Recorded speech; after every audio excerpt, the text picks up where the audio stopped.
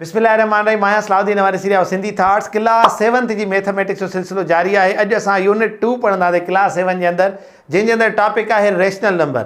Rational number जी अहमियत जे लाइ मां एतिरो ई चवंदुमि त इहो फर्स्ट ईयर इंटर ऐं मैट्रिक लेवल ताईं बि पढ़ायो वेंदो आहे। इन जी अहमियत इहा आहे, अगरि तव्हां इनखे नंढनि क्लासनि में बहितर अंदाज़ में सम्झो था त इहा तव्हांजे लाइ प्लस पॉइंट आहे, त तव्हांखे अॻिते तकलीफ़ न ॾींदो इहो टॉपिक। हिन वीडियो जे अंदरि असां इन जूं जेके एक्सरसाइज़ूं आहिनि, इन जा जेके मतिलबु जेके ॿिया मेथड्स ऐं प्रॉब्लम्स आहिनि उन ॾे न वेंदासीं। सिर्फ़ु ऐं सिर्फ़ु हिन वीडियो जे अंदरि असां रेशनल नंबर जे अंदरि जेको कंसेप्ट आहे उनखे क्लियर कंदासीं। हाणे मां तव्हांजे साम्हूं बोर्ड ते यूनिट 2 रेशनल नंबर्स लिखियो आहे। हिकिड़ी मां डेफिनेशन खई आहे ऐं हिकिड़ो एग्ज़ाम्पल खयो आहे, जेको मां तव्हांजे साम्हूं जेको हिन बुक जे अंदरि बि इस्तेमालु कयो वियो आहे उहो ई लिखियो आहे। चए थो we use natural numbers and integers in counting, measuring and representing quantities. चए थो जेको असां नेचुरल नंबर इस्तेमालु कंदा आहियूं ऐं इंटीजर, पहिरियों त असांखे ॿ लफ़्ज़ सम्झंदासीं। नेचुरल नंबर उहे जेके हिक खां शुरू थींदा आहिनि, अॻिते हलंदा आहिनि, ठीकु आहे, पर शुरू हिक खां थींदा आहिनि। ऐं इंटीजर उहे जेके या त प्लस जा हूंदा आहिनि या माइनस जा, जंहिंमें चवां -2 या +2, मतिलबु जेके प्लस माइनस जा अंग हूंदा आहिनि, इन्हनि खे असां इंटीजर चवंदा आहियूं। इहे नेचुरल नंबर ऐं इंटीजर असां छा में इस्तेमालु कंदा आहियूं? काउंटिंग में, मेजरिंग में यानी माप करण में, या रिप्रेजेंटिंग क्वांटिटीज़, या कंहिं क्वांटिटी खे, कंहिं अंग खे ज़ाहिर करण जे लाइ असां नेचुरल नंबर ऐं इंटीजर इस्तेमालु कंदा आहियूं। पर चए थो there are certain quantities which can not be represented by these numbers. चए थो पर कुझु क्वांटिटीज़ अहिड़ियूं आहिनि जेके तव्हांजे नेचुरल नंबर या ख़ाली इंटीजर सां रिप्रेजेंट न थी सघंदियूं। मिसाल कीअं? चए थो जेकॾहिं हिकिड़ो किलो पटाटनि जो असांखे 15 रुपए थो मिले, ठीकु आहे, हीअ त जेको आहे सो असां नेचुरल नंबर इस्तेमालु कयोसीं डायरेक्ट, पर पोइ थो चवे त ॿुधायो त अधु किले जी रक़म घणी थींदी।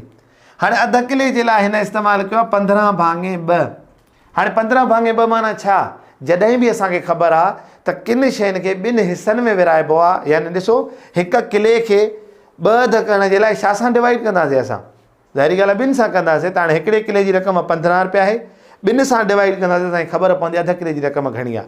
पर जेको 15/2 आहे न हिन मां आहे, न ई असांखे प्लस माइनस जा मतिलबु हिकिड़ो इंटीजर वारे हिकिड़े हुन कंसेप्ट मिलियल आहे, उहो असांखे मिलियल आहे अपान में। अहिड़े क़िस्म जा नंबर असां चवंदा आहियूं त इहे असांजा रेशनल नंबर्स आहिनि, याने जेको न असांजो नेचुरल आहे न इंटीजर आहे, पर पोइ बि हिकिड़ी क्वांटिटी त आहे न असांजे साम्हूं। असां इन्हनि खे छा चवंदासीं? इन्हनि खे असां चवंदासीं रेशनल नंबर्स। रेशनल नंबर जा कुझु ॿिया एग्ज़ाम्पल ही किताब में ई मिलियल आहिनि। -2/3, 1/7, 3/4, -15/17। इहे कुझु एग्ज़ाम्पल आहिनि जेके असांखे रेशनल नंबर जे अंदरि बि। हाणे असां फर्दर कुझु पॉइंट्स मां तव्हांजे साम्हूं बोर्ड ते हाईलाइट कयूं आहिनि, जिन खे असां सम्झंदासीं। हाणे तव्हां जॾहिं बि रेशनल नंबर कहिड़े बि क्लास जे अंदरि पढ़ंदव न, हिन ते वॾो ज़ोर ॾिनल हूंदो आहे त P/Q वारी फॉर्म में जॾहिं बि को नंबर मिलियल हुजे त असां हुनखे रेशनल नंबर चवंदासीं। हाणे P/Q जो मतिलबु छा आहे? P/Q जो मतिलबु आहे P जी जॻह ते कोई बि अंग तव्हां ॾेई सघो था, ऐं अपान खां त अपान ई आहे, ऐं Q जी जॻह ते बि तव्हां कोई अंग ॾेई सघो था। ऐं असांखे ख़बर आहे, असां अलजबरा जा थोरा घणा ॼाणू आहियूं, त वेरिएबल उते इस्तेमालु थींदो आहे। वेरिएबल कहिड़ा हूंदा आहिनि? जेके नंढी ABC जा अखर हूंदा आहिनि, उहे इन जे करे इस्तेमालु कया वेंदा आहिनि त इते कोई बि नंबर चेंज थी सघे थो। याने P/Q जो मतिलबु आहे त मथां बि को नंबर अचे ऐं हेठां बि को नंबर अचे ऐं अपान में हुजे, असां हुनखे रेशनल नंबर चवंदा आहियूं।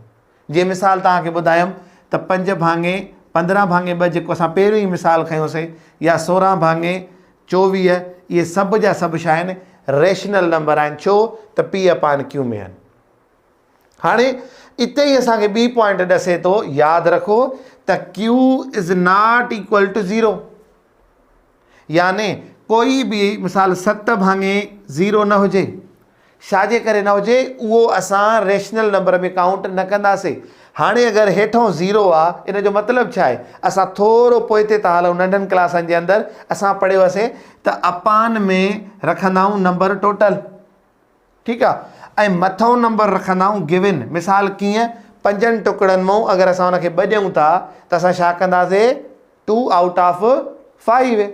हाणे तव्हां मूंखे ॿुधायो त हेठों 0 अगरि टोटल आहे त मथों 7, यानी तव्हांखे टोटल को नंबर ई कोन्हे, तव्हां छामो 7 ॾिना आहिनि हुनखे। अगरि असां नंढे कंसेप्ट में सम्झूं त तॾहिं चवे थो त Q is not equal to 0, यानी यादि रखो त P/Q में हुजे, यानी हेठि बि को वेरिएबल अंग हुजे, मथे बि को अंग हुजे, पर Q जी जॻह ते कॾहिं बि तव्हां 0 न लिखंदव। इनखे असां रेशनल नंबर काउंट न कंदासीं। हाणे असां नेक्स्ट पॉइंट मां लिखी आहे 0/6, इहो रेशनल नंबर आहे। 0/6 रेशनल नंबर आहे, जॾहिं त 6/0 जेको असां सिखी आयासीं उहो रेशनल नंबर न आहे। हाणे तव्हां सभु हिकिड़ो हिते सवालु कंदव त सर हिते जॾहिं असां चऊं पिया त 5 टोटल हुया, उन मां असां 2 खयासीं, त तव्हां हिनखे कीअं जस्टिफाई कंदव त यानी मथियों 0 सही आहे, हेठियों 0 सही न आहे। हाणे हिन जो मिसाल मां तव्हांखे ॾियां थो। अपान में था रखूं 16। हाणे मां हिकिड़ो नंबर खयो आहे जेको उन में चऊं पिया त उनजा 16 टुकड़ा आहिनि या 16 प्लाट आहिनि। उन प्लाटनि मां अञा कोई बि प्लाट मां कंहिंखे ॾिनो ई न आहे, त इनखे असां इन कंसेप्ट सां सम्झी सघूं था त हिते ॾिसो 16 प्लाट आहिनि, पर अञा असां उन्हनि खे टच न आहे कयो, उन मां कुझु बि खयो न आहे। छो त 0 बाबा ॾिसो इट सेल्फ ख़ुदि नंबर आहे हिकिड़ो। 0 छा आहे? होल नंबर जे अंदरि छा थो अचे? 0 अचे थो न, यानी ख़ुदि नंबर आहे हिकिड़ो। पर उहो हिते इन करे न आहे ठहंदो त ॾिसो टोटल कुझु बि कोन्हे, 7 खयां अथई, या त अजीब लॉजिक थी वई, कुझु न हुजण मां 7 छा खयां अथई। पर हिते थो चवां 16 अथसि ऐं उन मां 0 माना अञा कुझु न खयो अथई। ठीकु आहे, अञा डिस्ट्रीब्यूशन थी ई न आहे। हिन जो मतिलबु छा आहे? पर ॾिसो हिते असांजी लॉजिक टच करे थी, इन जे करे चवनि था त जेको रेशनल नंबर आहे उन में 0 मथियों सही आहे ऐं हेठियों ग़लति आहे। हेठियों मतिलबु 0 न अचे, ही पॉइंट असांजे उन में अची थो वञनि कुझु।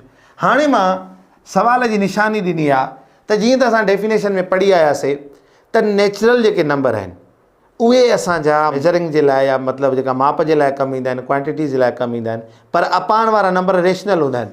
हाणे असांखां हे ई सवाल थो करे, छा 6 रेशनल नंबर आहे? P/Q में बि न आहे। असां हिनखे चवंदासीं, डेफिनेटली असां हिनखे चवंदासीं त इहो रेशनल नंबर आहे। हाणे असां सवाल था कयूं सर इनखे जस्टिफाई कयो। जस्टिफाई कीअं कंदासीं? असांखे ख़बर आहे त कोई बि अंग जॾहिं ख़ाली हूंदो आहे उनखे अपान में 1 हूंदो आहे। अपान में 1 माना छा? 0 त न आहे न, 1 आहे न, मतिलबु इन जो आहे त हीअ असांजो रेशनल नंबर आहे। ऐं साॻे ई तरीक़े सां -7 छो न हुजे? अंगु आहे न, इन जे हेठों कुझु बि न आहे, यानी इन जे हेठों 1 अंडरस्टूड आहे, त असां इनखे बि चवंदासीं इहो बि असांजो रेशनल नंबर आहे। हाणे हिकिड़ो ॿियो कॉन्सेप्ट आहे जेको हिन वक़्तु सिर्फ़ु ऐं सिर्फ़ु, छो त मां तव्हांखे चयुमि त असां जेको हिन वीडियो जे अंदरि सिर्फ़ु कॉन्सेप्ट पढ़ंदासीं, फ़िलहालु असां प्रैक्टिकली कोन था अॻिते वञूं। मां तव्हांखां हिकिड़ो सवाल थो कयां, 5 खां पोइ 6 ईंदा आहिनि, 5 खां पोइ घणा ईंदा आहिनि? 6 ईंदा आहिनि। छा 5 मां जॾहिं 6 ठहनि था, बसि 5 खां पोइ डायरेक्ट 6 ठहंदा आहिनि? या हिते तव्हां घड़ियाल जो मिसाल वठो त जॾहिं असांजो कलाकु थींदो आहे त उन कलाक थियण जे लाइ छा थींदो आहे? सेकंडनि जी सुई हलंदी आहे, पोइ मिंटनि जी सुई हलंदी आहे। ईअं जॾहिं हू पंहिंजा मतिलबु जेको हिकिड़ो लिमिटेड हुनजो जेको काउंट आहे उहो पूरो कंदी आहे, तॾहिं वञी 3 खां पोइ 4 थींदा आहिनि। ईअं ई हिन जॻह ते चवनि था 5 खां 6 जे विच में इनफाइनेट नंबर्स आहिनि, माना तव्हां असांजो तसवुर ई न आहे, एॾा नंबर्स अथव 5 खां 6 ठहण जे विच में। हाणे अञा तव्हांखे हिन जो मां तव्हांखे हिकिड़ो ॿियो मिसाल ॾियां थो, तव्हांखे अंदाज़ो सम्झ में अची वेंदो। सेकंड खां पोइ छा हूंदो आहे? नैनो सेकंड हूंदो आहे। मां ईअं चई सघां थो 1 मिंट जे अंदरि अलाए केतिरा सेकंड्स आहिनि, यानी कीअं तव्हां त चओ सर 60 सेकंड आहिनि, त 60 सेकंड न, अगरि हिकिड़े सेकंड में बि नैनो सेकंड्स आहिनि। इहे सभु जॾहिं तव्हां सफ़र तय कंदव उन खां पोइ तव्हां 1 मिंट थो अचे। ईअं ई आहे त हिन जे अंदरि अगरि मां 5 रुपयनि मां 6 रुपया थो कयां त हिन जे अंदरि पैसा हूंदा, ऐं मतिलबु जेको पैसनि जो को मिनिमम काउंट हूंदो, मिनिमम काउंट जे मिसाल हिकिड़ो 5 पैसे या कंहिं दौर में असां इस्तेमालु कंदा हुआसीं पैसा, ऐं हिन 1 रुपये में 100 पैसा हूंदा आहिनि, त 50 पैसा, 60 पैसा, 70 पैसा, उन खां पोइ वञी को रुपयो थींदो आहे। ईअं ई आहे त हिन में हिकिड़ी पॉइंट ॾसे थो असांखे त 2 नंबरनि जे विच में अलाए केतिरा उन में अंग हूंदा आहिनि। हाणे इहो अगरि मां तव्हांखे कॉन्सेप्ट क्लिक कराए सघियो आहियां त इहो तव्हांजे लाइ हिकिड़ी गिफ्ट हूंदी या हिकिड़ी ॻाल्हि, हिकिड़ी पॉइंट हूंदी। 1 नंबर खां 2 नंबर ठहण ताईं लातादाद अंगनि जो किरदारु हूंदो आहे उनखे उन जॻह ते पुॼाइणु खपे। वीडियो जे आख़िर में हिकिड़ी टेबल आहे, असां उनखे सम्झंदासीं त जीअं असांजो रेशनल नंबर्स जो वधीक कॉन्सेप्ट क्लियर थिए ऐं जॾहिं असां ऑपरेशन्स या हिन चैप्टर जे वधीक मूव करण जी कोशिशि कयूं त असां वटि खोड़ सारो मटीरियल अॻ में ई अंडरस्टूड हुजे। तव्हांजे साम्हूं मां टेबल ठाही आहे, लिखियलु आहे रेशनल नंबर। हाणे रेशनल नंबर में ॿ क़िस्म अची था वञनि, या त इंटीजर हूंदा या त फ्रैक्शन हूंदो। इंटीजर बि ख़ुदि फ्रैक्शन थी वेंदो आहे, असां अॻ में डिस्कस करे आया आहियूं, ऐं फ्रैक्शन असां ऑलरेडी अॻ में बेसिक क्लासिस में पढ़ियो आहे। इंटीजर वरी हिकिड़ा नेगेटिव इंटीजर थींदा आहिनि, हिकिड़ा नॉन नेगेटिव इंटीजर्स थींदा आहिनि, जंहिंखे असां पॉज़िटिव इंटीजर्स बि चवंदा आहियूं। ऐं उन खां पोइ असांखे ख़बर आहे त नॉन नेगेटिव इंटीजर्स कहिड़ा हूंदा आहिनि, जेके नेगेटिव न हुजनि, डायरेक्ट कोई अंग हुजे जंहिंमें 0 आहे, 5 आहे, इहे बिना नेगेटिव जे। ऐं नेगेटिव इंटीजर्स छा खे चवंदा आहियूं, -6 -5। ऐं यादि रखो त 0 कॾहिं बि नेगेटिव न आहे थींदो, इहा पॉइंट तव्हांखे ज़हन में रखणी आहे, अॻिते तव्हांखे कमु ईंदी। ऐं वरी चवंदा था नॉन नेगेटिव इंटीजर्स जे अंदरि वरी ॿ शयूं अचनि थियूं। हिकिड़ो आहे 0, जेको मां तव्हांखे पहिरियों बि चयुमि, हे 0 न पॉज़िटिव जो आहे न नेगेटिव जो आहे। मां जुमिलो दोहरायां थो, 0 न नेगेटिव जो आहे न पॉज़िटिव जो आहे, पर कुझु किताब हिनखे पॉज़िटिव कंसीडर कंदा आहिनि, छो त हिन ते का बि अॻियां निशानी न आहे ऐं असांखे ख़बर आहे त जंहिं अंग जे साम्हूं निशानी न हूंदी आहे असां हुनखे पॉज़िटिव कंसीडर कंदा आहियूं। पर 0 लाइ इहा ॻाल्हि वाज़े अथव त 0 नेगेटिव न आहे। ठीकु, त 0 लाइ छा आहे, न पॉज़िटिव आहे न नेगेटिव आहे, पर इनखे कुझु किताब कुझु कंसेप्ट हिनखे पॉज़िटिव कंसीडर कंदा आहिनि, जीअं मां तव्हांजे अॻियां गुज़ारिश रखी। ऐं ॿिया हिन जे अंदरि हूंदा आहिनि पॉज़िटिव इंटीजर्स। पॉज़िटिव इंटीजर्स कहिड़ा, जंहिंजे अॻियां या त निशानी न हुजे या त निशानी हुजे +5 लिखां या ख़ाली 5 लिखां, इन में कहिड़ा बि अंग अची था वञनि। सो ही हुयो हिकिड़ो रेशनल नंबर्स जो ओवरव्यू ऐं नंढड़ा कंसेप्ट्स। उमेदु आहे त तव्हांखे सम्झ में आया हूंदा। हाणे असां इनशाला ईंदड़ क्लासनि जे अंदरि, वीडियोज़ जे अंदरि रेशनल नंबर्स जूं वधीक ऑपरेशन, एग्ज़ाम्पल्स ऐं कॉन्सेप्ट डिस्कस कंदासीं। गॾु जो सिंधी थाट सां। अस्सलाम वालेकुम वरहमतुल्लाह।